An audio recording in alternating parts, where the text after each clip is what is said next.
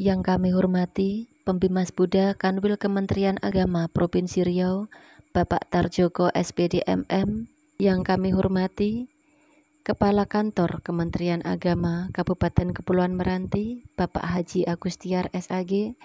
Yang kami hormati Anggota DPRD Kabupaten Kepulauan Meranti, Ibu Junjun MSC.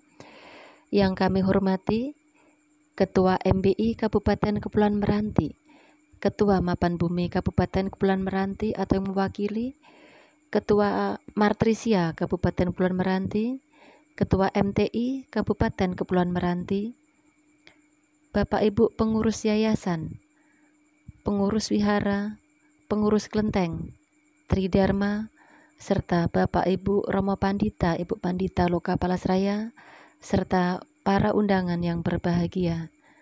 Sebelumnya, mari kita mengagungkan Guru Agung junjungan kita dengan asa santi Namo Sang Hyang Adi Budaya, Namo Buddhaya. Marilah kita awali pertemuan malam hari ini dengan membacakan doa, merangkapkan kedua tangan kita dengan bersikap anjali. Arahang sama sambuddho bhagawa buddhang bhagawantang abiwademi. Swakato bhagawata dhammo dhammang namasami. Supatipanno bhagavato sawaka sangho sanghang namami. Terpujilah Tuhan Yang Maha Esa, terpujilah Sang Hyang Adi Buddha, Sang Buddha yang telah mencapai penerangan sempurna, para bodhisattva mahasatwa yang welas asihnya tiada tara. Terima kasih atas welas asih-Mu. Pada malam hari ini kami diberkahi dengan kesehatan, kebahagiaan, dan keselamatan, sehingga dapat mengikuti pertemuan malam hari ini. Semoga pertemuan malam hari ini menjadi berkah buat kami. Kami dapat melayani umat dengan baik. Semoga pandemi ini segera berakhir. Sabitiyo wiwajantu sabarogo winasatu, mate bawan tuantarayo sukidiga yuko bawa, abiwa dana silesa nicang wuda pacayino, cataro dhamma wadanti ayuwano sukang balang. Sabe sata bawantu sukitata, semoga semua makhluk hidup berbahagia. Sadu, sadu, sadu. Kita panjatkan pada Tuhan Yang Maha Esa, para Buddha Bodhisattva Mahasatwa, karena atas welas asih dan kasih sayangnya kita semua dapat berkumpul di Wihara Buddha Dharma pada acara sosialisasi SE Menteri nomor 15 tahun 2020 tentang pelaksanaan kegiatan keagamaan pada rumah ibadah masa pandemi COVID-19, sosialisasi perkawinan dalam agama Buddha dan penertiban rumah ibadah dalam agama Buddha. Bapak Pembimas Buddha yang kami hormati, serta Bapak Kepala Kemenak, kami laporkan pada pertemuan malam hari ini diikuti oleh pengurus yayasan, pengurus majelis, pengurus wihara, kelenteng, tridharma, dan para pandita Loka Palasraya, serta penyuluh agama Buddha yang hadir secara langsung dan juga melalui Zoom meeting, mengingat pelaksanaan kegiatan pada masa pandemi COVID-19 ini juga dibatasi pesertanya, sehingga sebagian peserta yang hadir mengikuti kegiatan melalui Zoom meeting. Pertemuan ini kami laksanakan mengingat pentingnya sosialisasi SE Menteri Agama nomor 15 tahun 2020 serta berbagai permasalahan di daerah terkait tentang pelaksanaan perkawinan dalam agama Buddha dengan adanya perubahan Undang-Undang Perkawinan nomor 16 tahun 2019 serta penertiban rumah ibadah agama Buddha pada Kabupaten Kepulauan Meranti. Selanjutnya kami mohon kepada Bapak Kepala Kantor Kementerian Agama Kabupaten Kepulauan Meranti, Bapak Haji Agustiar SAG, berkenan memberikan sambutan sekaligus pengarahan pada pertemuan dengan tokoh agama, pengurus yayasan, dan juga pengurus Majelis Agama Buddha malam hari ini. Kepada Bapak Haji Agustiar SAG, dipersilahkan. Selamat malam, Namo Buddhaya. Yang saya hormati Bapak Pembimas Buddha Kanwil Kementerian Agama Provinsi Riau, yang saya hormati anggota DPRD Ketua Meranti Ibu Linci, kemudian yang saya hormati Ibu Kasih Pembimas, Kasih Penyelenggaraan Buddha Kantor Pemerintahan Kabupaten Purwokerto. Kemudian yang saya hormati para ketua majelis yang hadir pada malam ini, tidak bisa saya sebutkan satu persatu. Kemudian yang ketua Yayasan Buddha Sadarwaya beserta pengurus lainnya. Terima kasih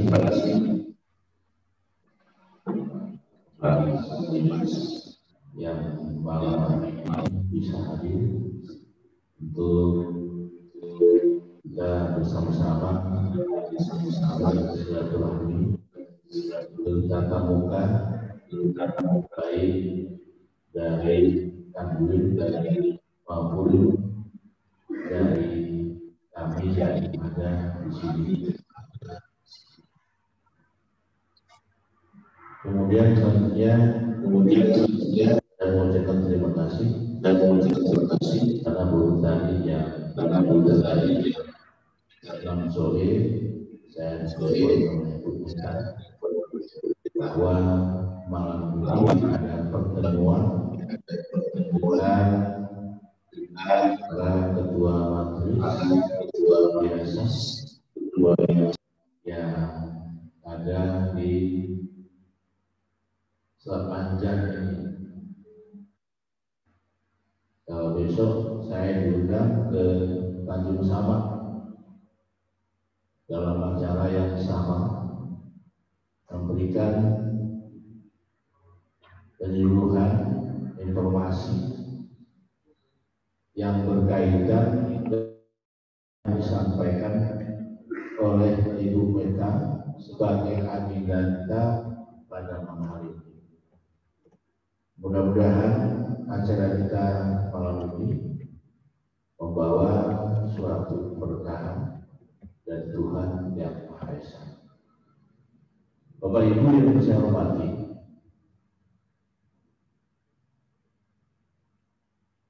malam hari ini kita akan membicarakan persoalan yang berkaitan, saya masuk perkawinan kita,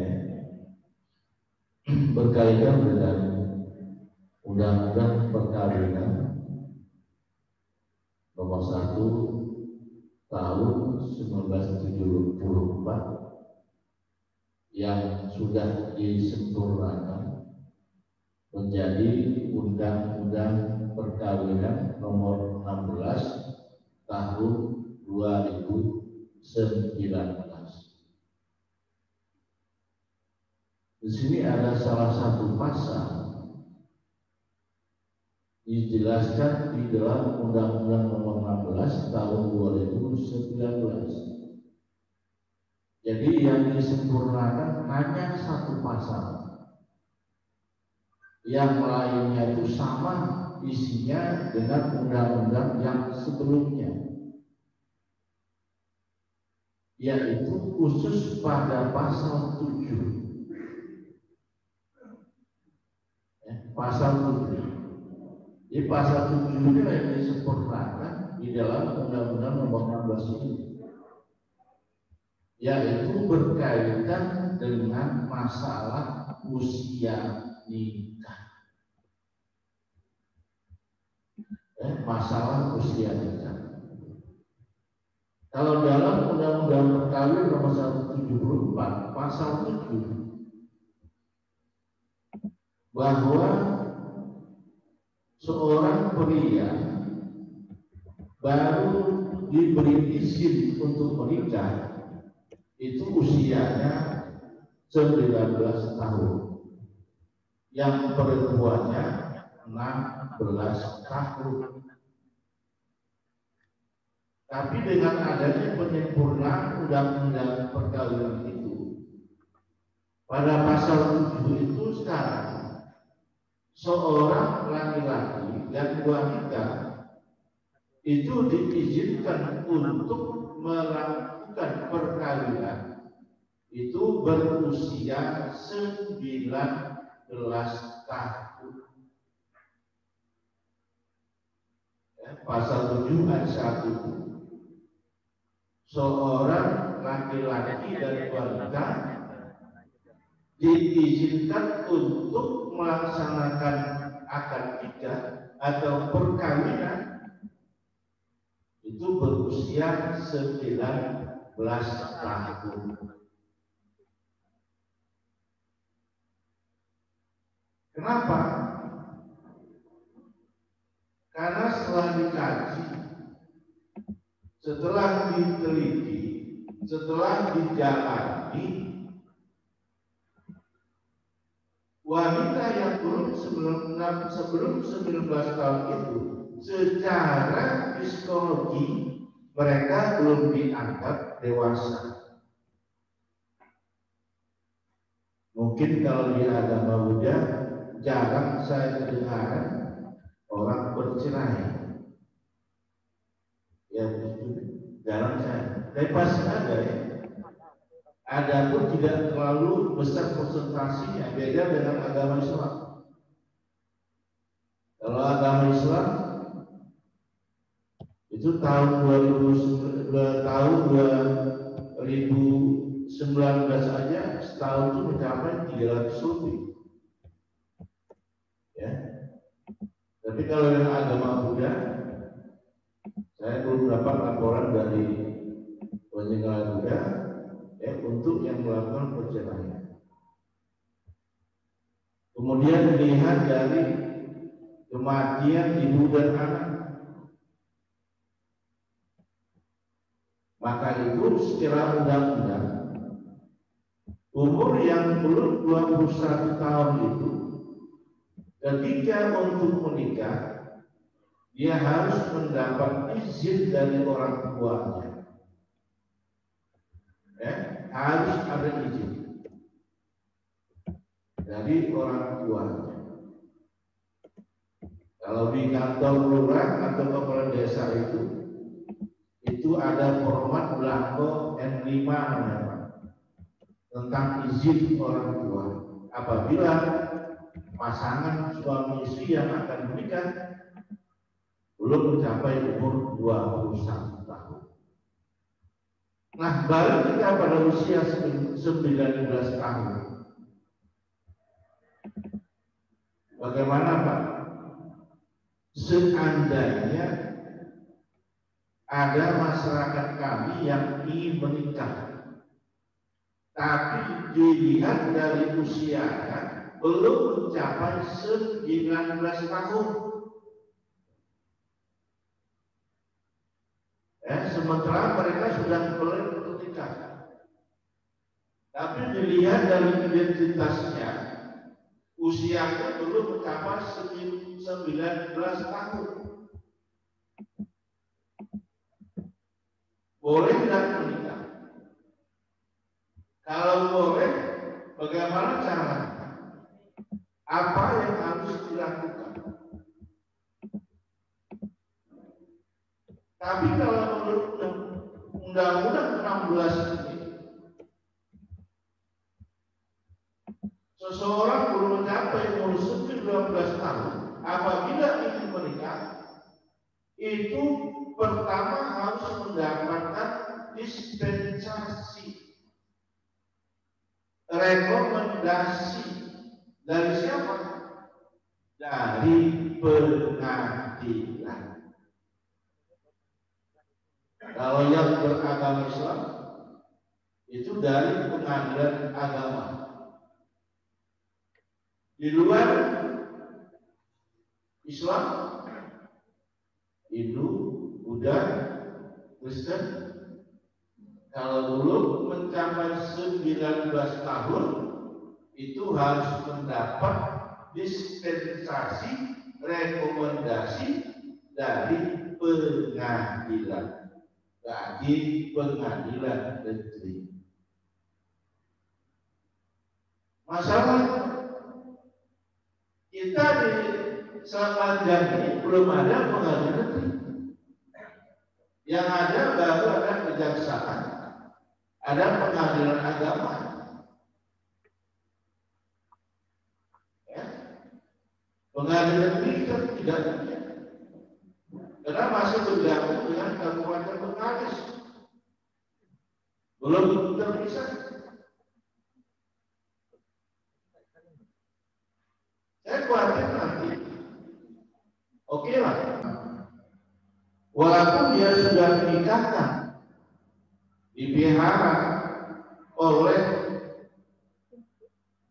syekhnya, ya, kalau Islam oleh kiainya atau pendetanya, tetapi mungkin secara hukum agama itu ya sah,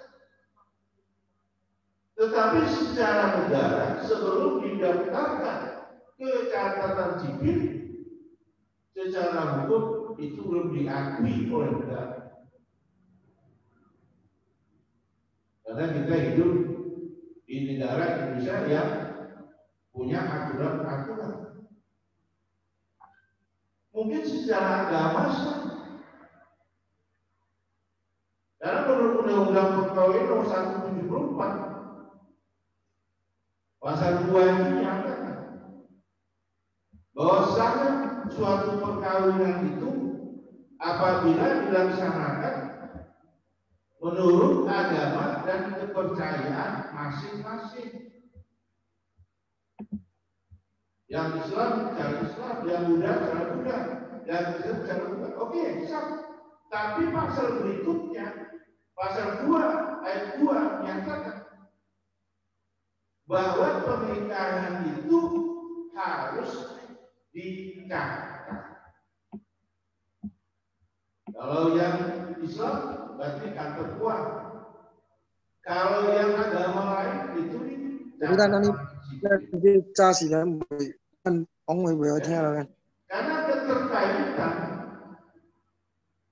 keabsahan tentang pernikahan ini supaya tidak diakui oleh negara keluar buku nikahnya, maka salah satunya adalah mendaftarkan pernikahan itu di catatan sipil biar tidak diakui.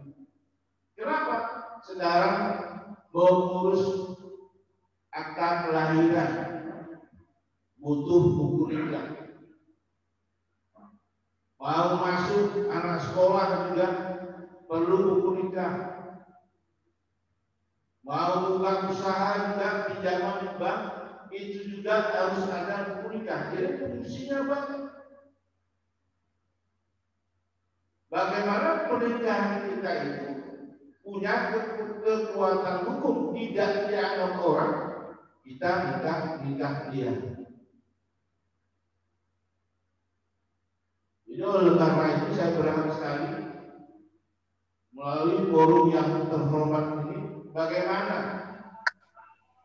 anak-anak kita, cucu-cucu kita, mereka punya buku nikah. Apalagi nanti ketika mengajukan gugatan cerai, pasti pengadilan itu biasanya minta buku nikah. Jadi fungsinya luar biasa buku nikah itu. Jangan nanti ada masyarakat kita, warga kita, jemaah kita, ya, yang tidak punya buku nikah. Ya, itu kegunaannya cukup besar. Nah, kemudian selanjutnya saya sampaikan, ini kan ada yang memang tugas diberi amanah untuk menikahkan. Ya Pak Telepon, itu namanya Pak Pandeta.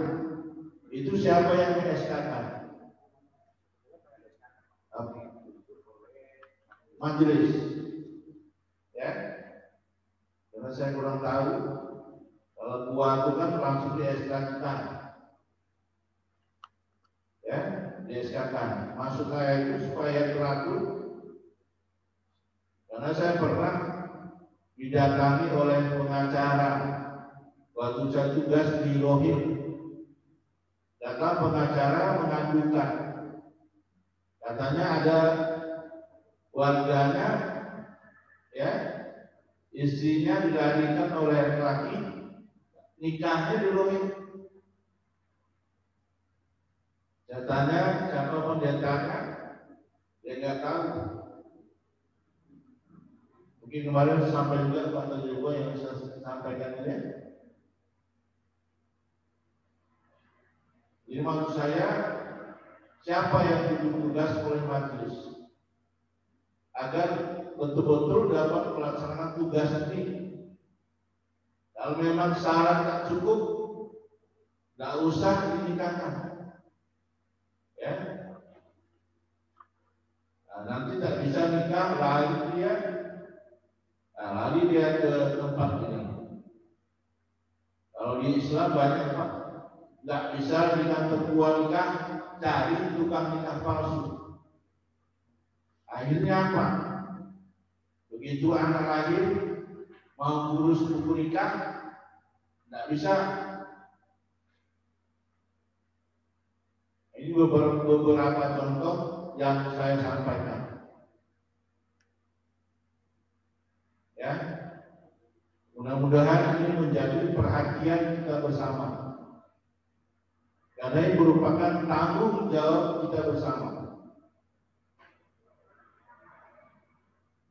Baik Bapak Ibu yang saya hormati, itu yang berkaitan dengan perkawinan. Sekarang berkaitan dengan rumah ibadah. Sesuai dengan surat baik dari Dirjen Muda, baik dari Sekjen Kementerian Agama, mengharapkan kepada kita bersama agar rumah-rumah ibadah kita itu terdaftar di negara. Ya, nanti biasanya kalau orang Pemda, kalau rumah ibadah itu tak terdaftar di Kementerian Agama, mungkin sulit untuk mengajukan bantuan. Kalau ada bantuan, biar tertib administrasi. Kalau di Islam namanya Sinmas, Sistem Informasi Masjid. Kalau di Buddha, Siori, ya, Siori Pak, nama aplikasinya.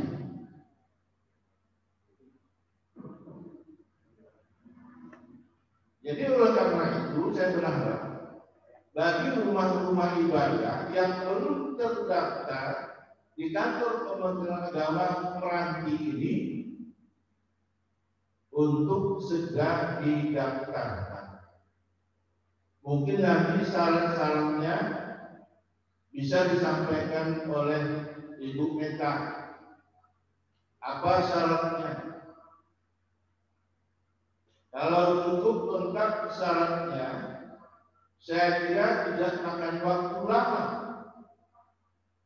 ya, untuk rumah ibadah kita ini terdaftar di pusat sana Pak.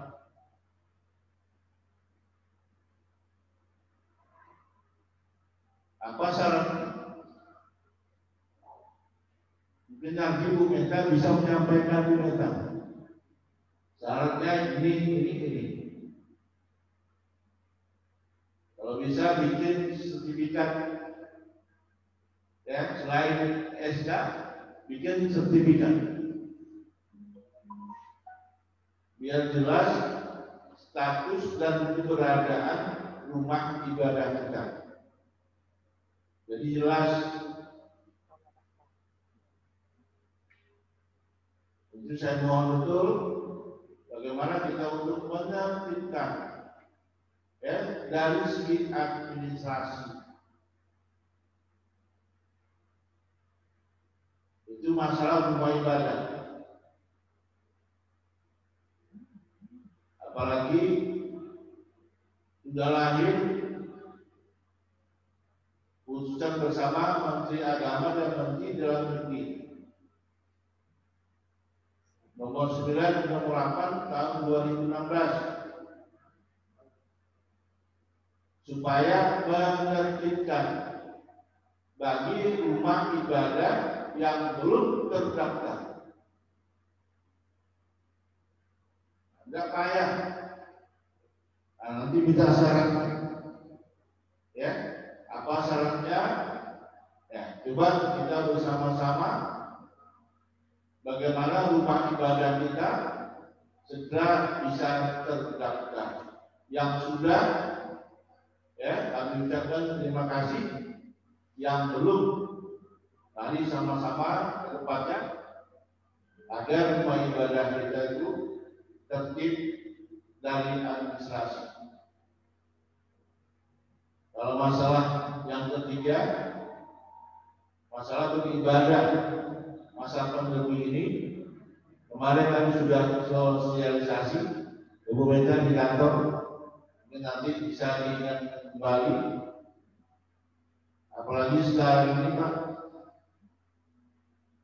Meranti ini makin hari makin bertambah. Tadi ada 5, ya, ada 5 tadi. Semalam ada 2. Sekarang sudah ada 19 orang yang sedang diisolasi.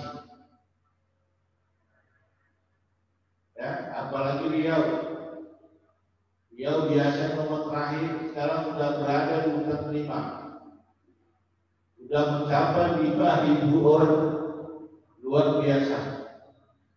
Jadi oleh karena itu, mari sama-sama, ya, ketika kita melaksanakan ibadah, kita jagalah protokol kesehatan ini. Kita nggak tahu, kadang kawan sehat, ya, nggak tahu, udah. Apalagi orang tanpa gejala itu. Kalau biasa batuk, demam, pilek, kata orang itu udah gejala COVID. Saya sekarang Pak kalau batuk, jujur takut ke dokter. Takut nanti saya dapat COVID. Ya, kadang beli obat antibiotik. Jadi oleh karena itu, karena setiap hari makin bertambah, ya, orang yang terpapar COVID-19 ini, mari sama-sama kita tetap usaha jalan, beribadah jalan, tapi kita tetap menjaga apa yang dianjurkan pemerintah, tetap menjaga protokol kesehatan. Ya, kita menjaga keselamatan itu lebih penting. Kalau sudah sakit kita ada keluarga kita yang terjangkit penyakit itu, ya. Apalagi orang sekarang bisa lihat kalau ada keluarga kolega yang terpapar, itu dianggap mereka itu luar biasa. Ada yang tidak mau melihat, ada yang tidak mau bertegur sapa. Padahal virus itu tidak kelihatan. Dia bisa saja hinggap kemana-mana. Ya, itulah susah. Dianggap suatu aib. Padahal itu bukan aib. Tapi kalau orang memandang, orang telah kena itu, orang memandang aib. Oleh karena itu, mari sama-sama kita jaga kesehatan keluarga kita. Mudah-mudahan Tuhan yang Maha Kuasa senantiasa memberikan kekuatan lahir dan batin kepada kita. Mudah-mudahan kita selamat dari segala mara bahaya. Saya rasa dari saya cukupkan sekian dan terima kasih. Ya, lebih dan kurang saya mohon maaf. Mudah-mudahan apa yang saya sampaikan ada manfaatnya bagi kita semua. Terima kasih. Selamat malam. Namo Buddhaya.